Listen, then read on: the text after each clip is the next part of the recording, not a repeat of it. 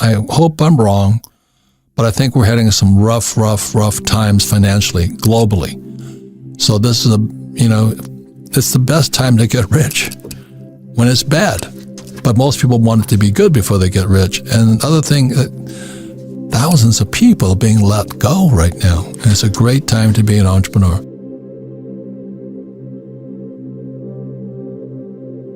I always ask myself this. I'm not really religious. I'm not preaching. I ask myself, what does God want done? What problem needs to be solved? And if that problem, touches your heart and your mind and your spirit, then that might be where you focus on.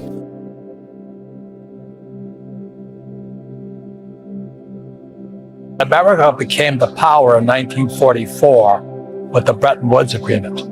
And then this dollar became the reserve currency of the world. In other words, the dollar was as good as gold.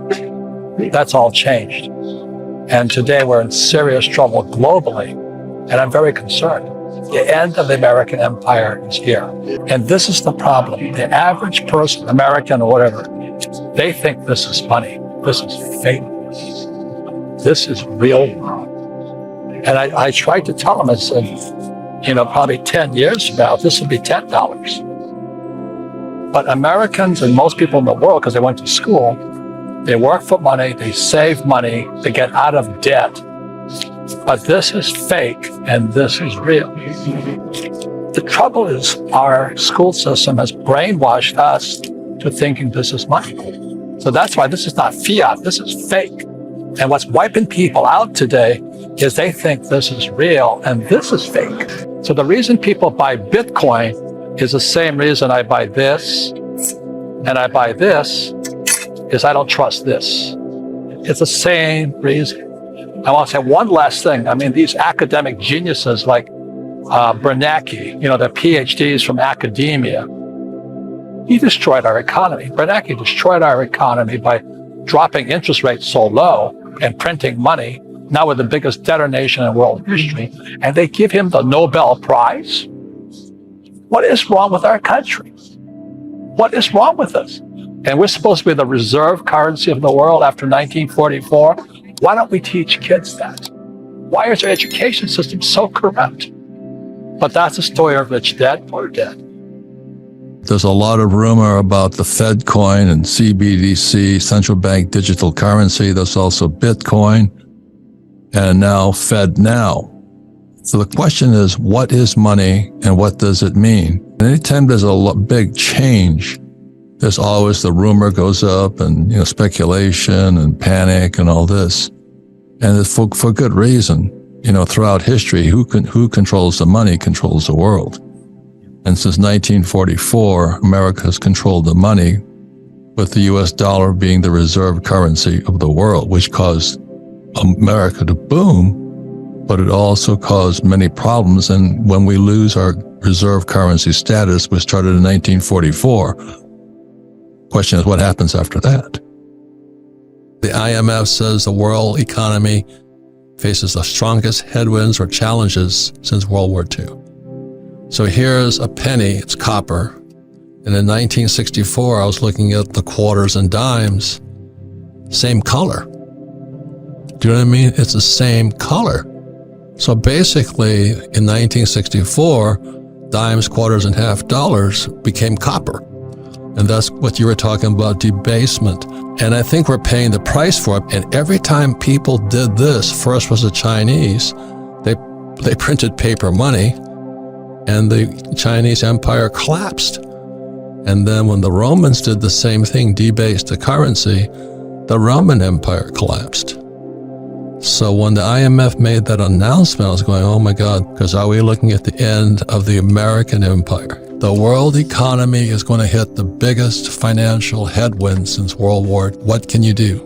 But our schools say to go to school, get a job, and get a 401k. I'm going, oh, gag me. I mean, I would never do that. But if you had bad teachers or poor teachers, or your parents said, that's what you do.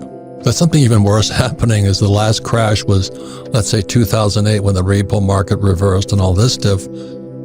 And most of these financial planners and real estate brokers, all they know is a rising market. Since 2008, We've been nothing, and happy days are here again because they kept dropping interest rates. Real estate went up, stock market went up. See, in 1971, when Nixon took the dollar off the gold standard, right? Just broke all the rules. And my poor dad kept saying, save money. Well, why would you save money when they can print it? You know what I mean? Why would you do that? So I came back, I went to Vietnam twice as a Marine pilot. And I came back and I couldn't listen to my poor dad anymore. He wanted me to become, fly for United Airlines and get a job in a 401k. And I don't know that United Airlines pensions are gone. They got looted. So I couldn't listen to my poor dad anymore. And in 74 was when ERISA was passed. ERISA was Economic Income Retirement Security Act. Anything the government says they're going to protect, you're in trouble. That ERISA became the 401k. And then I noticed all these school teachers leaving the school system to become financial planners. And the more I saw that, I went, oh my God, they're being set up. And so when I saw my father's compadres, all these school teachers with master's degrees, PhDs, becoming financial planners, they were treading into my rich dad's territory. It was Marx who said, we must have a central bank. It was Lenin said, if you want to destroy capitalism, you must debauch the currency, which is exactly what Nixon did in 1971. Lenin said, if you want to crush the middle class, you grind them through taxes and inflation.